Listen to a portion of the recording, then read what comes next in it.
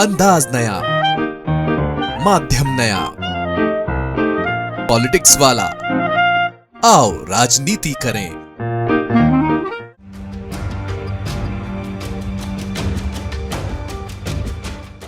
नमस्कार, आप देख रहे हैं पॉलिटिक्स वाला। मैं पंकज मुकाती। एक कहावत है, एक तो चोरी ऊपर से सीना जोरी। देवास के अमलतास मेडिकल कॉलेज और उसके संचालक सुरेश भदौरिया और उनके बेटे मयंक राज भदौरिया का भी कुछ ऐसा ही हाल है। चोरी और सीना जोरी का इतिहास पुराना है और रुतबे के चलते ये सीना जोरी अब तक जारी है। अब अमलतास मेडिकल कॉलेज के छात्र गलत को गलत भी नहीं कह सकते। यदि वे आवाज उठाते हैं तो प्रबंधन उन्हें और डराता है, धमकाता है। ताजा मामला 4 दिन पहले अमलतास मेडिकल कॉलेज में नाबालिग से दुष्कर्म और गर्ल्स हॉस्टल में घुसकर रेप की कोशिश का विरोध कर रहे स्टूडेंट्स को अब कॉलेज प्रबंधन धमका रहा है। उनकी साल खराब करने की धमकी दी जा रही है। ऐसी धमकी उस वक्त भी कॉलेज के डायरेक्टर ने दी थी जब छात्र आंदोलन पे बैठे थे कि आंदोलन बंद करके अंदर आ जाइए, नहीं तो हम आपको देख लेंगे, रिजल्ट तो हम ही तैयार करेंगे, पुलिस और प्रशासन क्या कर लेगा, अंत में आपको हमारे ही पास आना है। इसके बाद भी छात्रों ने आंदोलन किया, अपनी मांगे रखी और उस मांग के बाद मीडिया ने जो खबरें चलाई, मीडिया ने इसके बारे में लिखा कि डायरेक्टर छात्रों को डरा धमका रहे हैं। अब कॉलेज मैनेजमेंट की जरूरत देखिए कि अखबार में छपनी अपनी नकारात्मक खबरों को भी वो इस्तेमाल कर रहा है। उन्हीं खबरों की कटिंग छात्रों को दिखाकर मैनेजमेंट ये कह रहा है कि अखबार में पढ़ा नहीं कि कॉलेज मैनेजमेंट तुम्हारा साल खराब कर सकता है। यानी उस कटिंग को जो एक नकारात्मक बात है उससे भी बड़ी ताकत के साथ उपयोग कर रहा है प्रबंधन। यही कारण है कि अभी तक इंडेक्स और अमलतास मेडिकल कॉलेज किसी तरह की कोई साख नहीं बना सके, क्योंकि व्यापम घोटाले के आरोपी सुरेश भदौरिया और उनके बेटे मयंक राज भदौरिया अपना पूरा कारोबार इसी रुतबे डर से चलाना चाहते हैं और इसी वजह से उनकी इमेज अभी तक किसी सभ्य समाज के ठीक ठाक आदमी के तौर पर नहीं बन पाई। तमाम पैसा, एजुकेशन संस्थान, स्कूल, कॉलेज, यूनिवर्सिटी सब कुछ होने के बावजूद इनका रवैया वही ठेठ धमकी वाला है, दादागिरी वाला है। अब इस सब के बाद कि जब छात्रों को साल खराब करने की धमकी दी जा रही है, छात्र डरे हुए हैं, सहमे हुए हैं, उनके पसीने छूट रहे हैं। कॉलेज प्रबंधन आंदोलन के समय का वीडियो निकालकर एक एक छात्र को आइडेंटिफाई करके उन्हें धमका रहा है। क्या अपने किसी साथी के साथ हुई दुष्कर्म की कोशिश और उसी कैंपस में हुए दुष्कर्म के खिलाफ आवाज उठाना गुनाह है? क्या आवाज उठाना गलत है? आखिर छात्रों के सवाल भविष्य का है, सुरक्षा का है।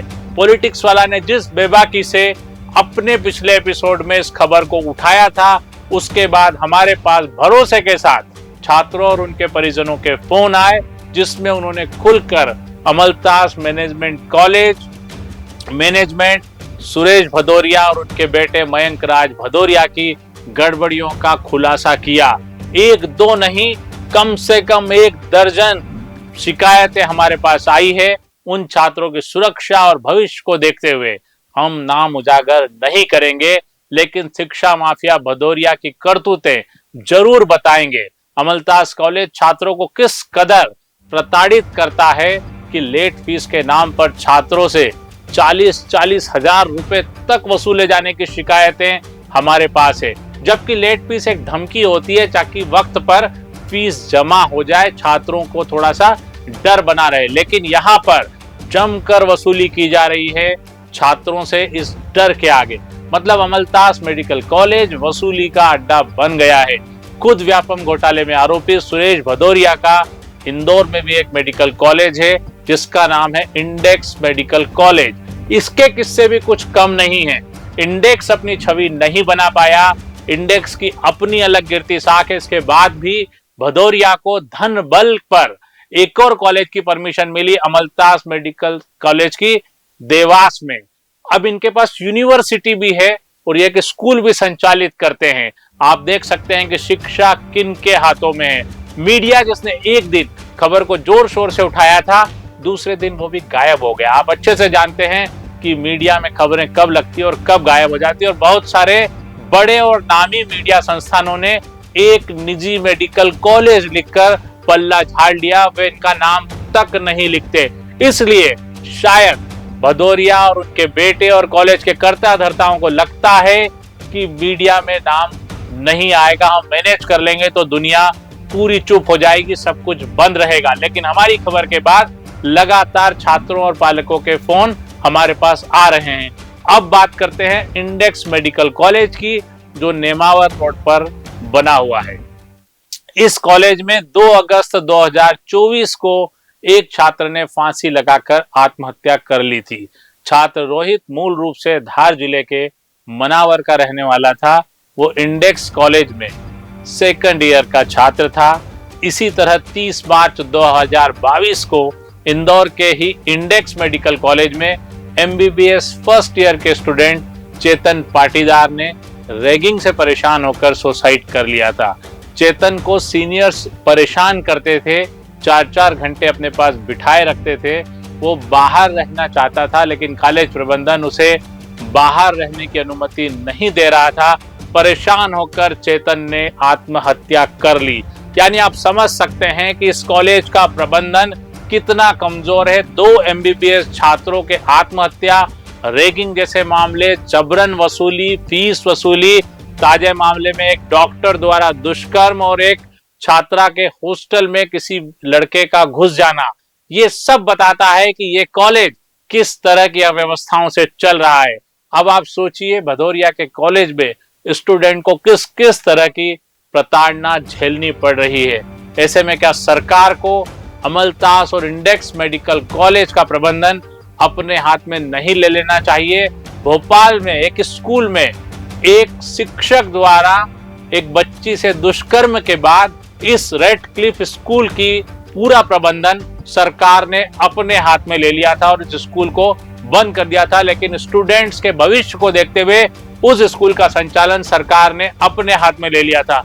तो क्या ये सिर्फ छोटे छोटे स्कूलों पर ही इस तरह के एक्शन होंगे? क्या कुछ लोगों के लिए ही इस तरह के नियम बनेंगे, या मेडिकल कॉलेज, बड़े नाम, भदौरिया जैसे पैसे वाले लोगों के पर ये बात लागू नहीं होगी, ये नियम लागू नहीं होगा? 2 छात्रों की आत्महत्या पिछले 3 साल में, दुष्कर्म की कोशिश डॉक्टर द्वारा, और एक छात्रा के हॉस्टल में किसी का घुसकर छेड़छाड़ करना, क्या ये काफी नहीं है कि सरकार इस कॉलेज का प्रबंधन भी अपने हाथ में ले ले? या फिर सरकार इंतजार में है कि यहां भी कोई छात्र फिर परेशान होकर, प्रताड़ित होकर खुदकुशी कर ले, तब सरकार जागेगी? हालांकि अभी तक भी इस मामले में सरकार की तरफ से किसी तरह का कोई बयान नहीं आया है। प्रदेश के स्वास्थ्य मंत्री को तो शायद इस खबर के बारे में जानकारी ही नहीं होगी। जानकारी है या नहीं हमें भी नहीं पता, क्योंकि हमें तो तभी पता लगेगा जब मंत्री जी कुछ बोलेंगे। लेकिन मंत्री जी डिप्टी सीएम भी हैं, प्रदेश के स्वास्थ्य मंत्री भी हैं, पर उनका कुछ इस मामले में हमने अभी कुछ उनका बयान या किसी तरह की कोई बात नहीं सुनी। सुरेश भदौरिया के कॉलेज पर लगाम जरूरी है, ताकि न सिर्फ छात्रों से लूट रुक सके, बल्कि उनका भविष्य भी सुरक्षित हो सके। आज के लिए इतना ही। अगली बार फिर किसी ऐसे ही विषय के साथ आपसे रूबरू होंगे। आप हमें इस कॉलेज या किसी और शिक्षा माफिया के बारे में जानकारी हमारे मोबाइल नंबर 7000274400 पर व्हाट्सएप कर सकते हैं। भरोसा रखिए, हम आपकी बात पूरी ताकत के साथ उठाएंगे। चैनल को लाइक और सब्सक्राइब करना न भूलें।